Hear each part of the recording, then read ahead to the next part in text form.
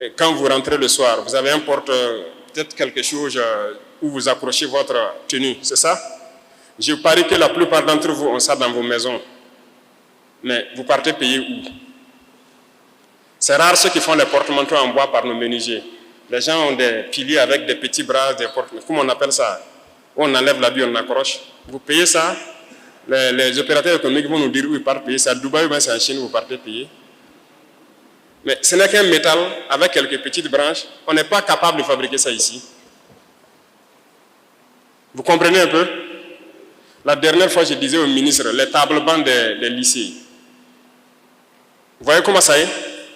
On prend un camion pour transporter des tables-bancs de Ouagadougou, de Manga, même vers un village. On met peut-être 40 tables-bancs dedans, c'est plein.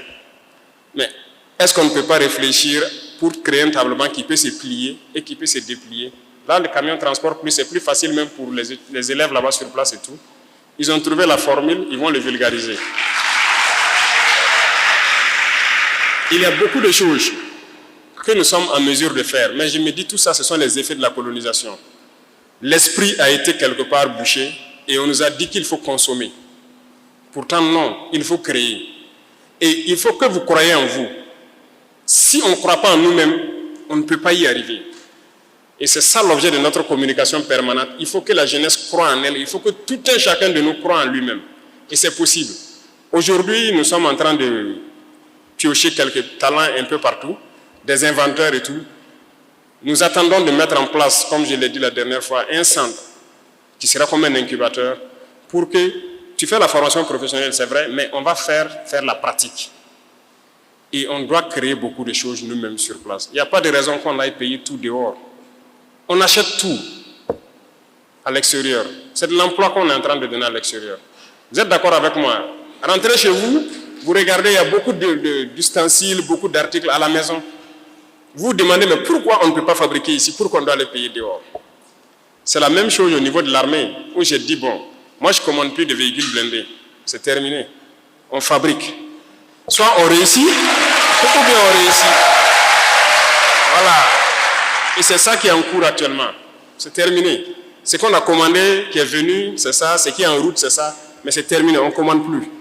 On va fabriquer sur place. Il ne faut pas avoir peur d'échouer. On peut faire, ça ne va pas marcher, on va modifier, on va faire, mais on va réussir. C'est ça aussi. Donc, il faut qu'on ait confiance en nous. Toutes les unités industrielles qu'on paye dehors, là, vous êtes en mesure de le faire. Vous partez souvent payer des unités industrielles, vous vous rendez compte que c'est juste un tapis avec un moteur électrique qui fait rouler quelque chose, monter des petites cubes. On peut le faire, on a des soudeurs capables de le faire. Mais on n'a pas souvent confiance en nous, ou bien nous sommes des consommateurs. On ne peut pas payer tout à l'extérieur. Non. Donc, la formation professionnelle, nous sommes en train de mettre l'accent dessus, organiser.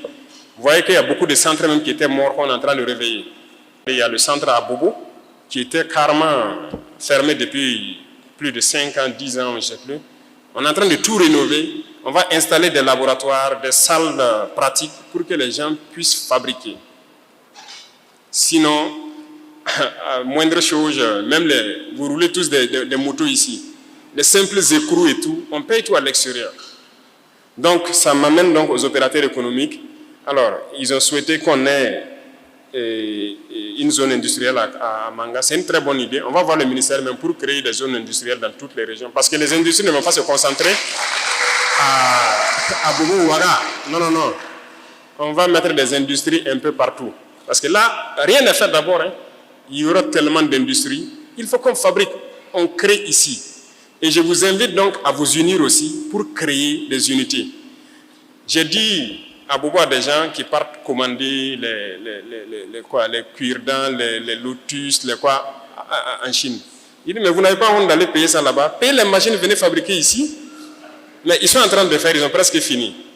Et donc ceux qui partent payer les écrous, les pions, les trucs des motos là, comment on appelle, pièces détachées. Mais payez les machines, venez fabriquer ici. On en a, non? Il y a des techniciens qui sont en train d'être formés actuellement dans certains lycées techniques à manipuler ce genre de machines-là. Et donc, on doit pouvoir créer beaucoup de choses sur place. On ne peut pas continuer à aller payer à l'extérieur.